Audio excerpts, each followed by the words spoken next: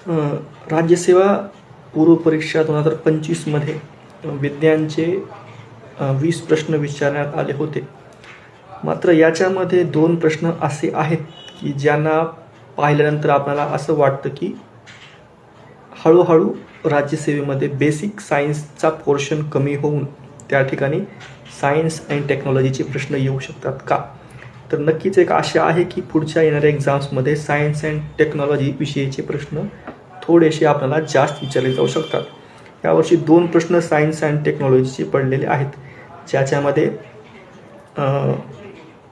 Spread of universe कोणत्या रंगानं आपल्याला दिसते, ब्लू शिफ्ट, रेड शिफ्ट ज्याला आपण म्हणतो, हे असे प्रकार आहेत. त्याच्यामध्ये रेड शिफ्टबद्दल विचारलं गेलेलं आहे. आणि त्याचप्रमाणे दुसरा एक प्रश्न आलेला आहे ज्याच्यामध्ये ह्युमन जिनोम प्रोजेक्टचे उद्देश आपणाला विचारले गेलेले आहेत.